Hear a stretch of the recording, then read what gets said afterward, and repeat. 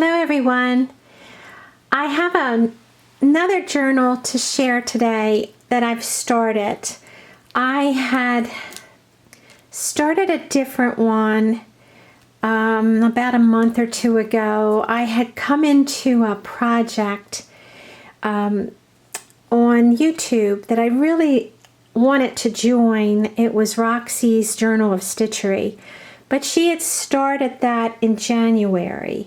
And I just never caught up. And so I did about 3 pages, and then she started the second one in July. And her theme for the second part for July through December is Christmas, or you could choose winter, whichever you preferred. I love Christmas, so I really wanted to make a Christmas journal with her and her group and all of her prompts. And the reason is I thought it would motivate me more and keep me going. And I think if I start when she starts, I'll have a better chance of finishing it come December. And so I have my book. This was an old book I had. It's not that old really, but it was a family medical guide, and I think it was from the 70s. So I just took out all those pages and I gutted it, as you can see. And it's about 9 by 6 inches. I liked it because I like the size and I like the color. I don't know if I'll end up covering the entire thing. If I don't, I'll still have a Christmassy color, so that's why I chose this book. I also decided that I wanted to make my Christmas journal book in the primitive style. I love primitive. My house is a real mix of, you name it. I have primitive, I have French country, I have traditional, I have colonial, not too much modern, very little modern. But I just like all different styles, so I can't just stick with one. And so I'm going to try hard, though, in this journal to stick just with primitive. We'll see how that goes. Anyway, for my first page, I've got it pretty much started and nearly finished. I still have some more to do, but it's getting there. And I started off, I cheated a little bit because I had this wonderful old quilt piece. It came from a log cabin quilt, and I just love the fabrics. I thought it looked a little Christmassy. But I just thought it was exactly what I wanted for my journal, and already pieced for me in a collage type form. So if you look on the back, you can see all the wonderful basting stitches that the quilter did and the little running stitches. So she really helped me out. And you know, my feeling is, why not use something old to begin with? It inspires you, it gets you started, and it brings in a true sense of history to your journaling. I just adore these fabrics. There's I don't know what they're all called, but they speak to me. And so that got me started, and I went ahead and found an old graphic of reindeer. The theme for the first prompt, the prompt for June, was a reindeer. So I didn't want a modern or cutesy reindeer. I wanted one that was old looking, and this was probably the oldest one that I found that I liked. So I printed it out onto cotton, and then I just put it down on an old doily I had and I did a blanket stitch around the edge, added a piece of old, very old antique French lace at the bottom, and a very old mother of pearl button that already had its cotton in it. Sewed that on. And what I did for the top piece here, I still have to sew this down, but I turned over a piece of this fabric. Here's what it looks like. This is another block from that same quilt. So I turned it over and I cut a strip, and I just used the back side for the base of my words, and then I just freehand stitched Merry Christmas. And I wanted it to look old, so I didn't worry about, if I made a mistake or if it wasn't perfectly lined up. And that's the wonderful thing about primitive. I mean, you don't have to be perfect, and I am far from perfect, so it matches my style.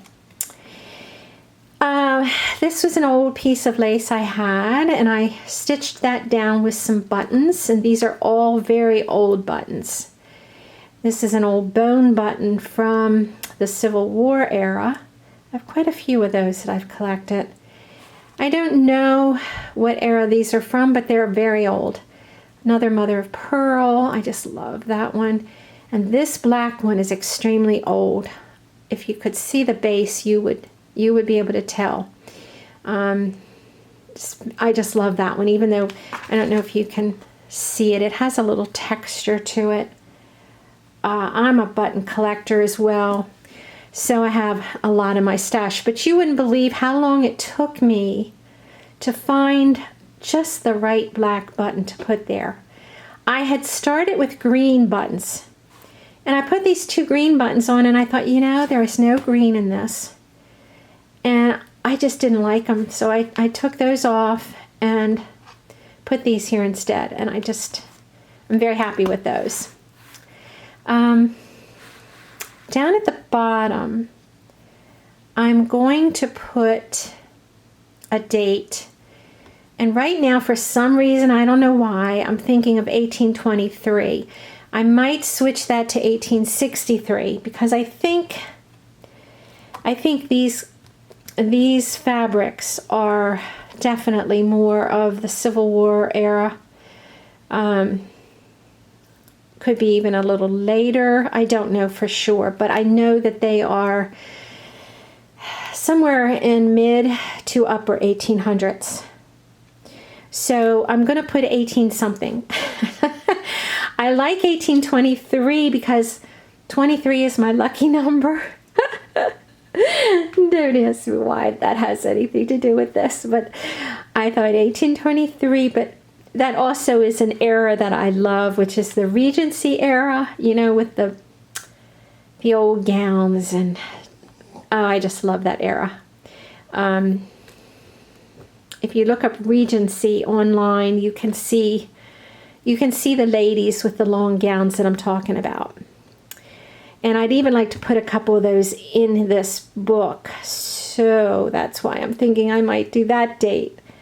But if I want to go with the fabrics here, I should probably do 1860 something.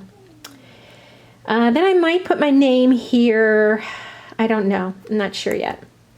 And I might do some more stitching along some of these lines. Maybe something there. I don't know. I don't want to overdo it because I love the fabric showing. So anyway, that's my first page of my Christmas journal. Then there's also another, I forget what they call it, I think a feature for the month. And that was to make a tag, a fabric tag that you could use in your journal. So I made this little one. And I love to make tags. So that was no big deal for me. I've made a lot of tags before, and it's always fun to do because it's quick and easy, and they just come together. I don't know, if you haven't made any of these, I would highly recommend them as a start. Even, you know, if you're a beginner at journaling, these are a great way to start and to collage and use mixed media. So this little girl I found on Pinterest, and I printed her on a canvas material. Now before I did that, I also digitally added a little alphabet to her and a little design at the bottom. And I just love little girls, old little pictures of little girls. And I love China head dolls, so she just spoke right to me. And I thought she'd be cute maybe over here, kind of anticipating Christmas. And I used an old little glass Christmas bowl, old lace. This is another piece of old fabric. And the back is just, I didn't do anything much. It's just what I had from the front. But all old stuff. This is an old hanger. It's just a piece of red velvet that matched her little red ribbon. And that is that. So I thought she was festive and added that. And then I made one more since I was on a roll. And I had to use this little girl. She just looks so cute with her little dolly. And I used an antique polka dot burgundy, the old burgundy ribbon, and she looked like a little Scrooge, so I put humbug at the top, and the back is just the fabric, and an old little flower. So that's it. I don't know where I'll put her. She'll be later on in the book because those colors clash with this page. So anyway, thanks for watching, and I hope you'll stay tuned and see my follow-up pages. Take care. Thanks so much. Bye-bye.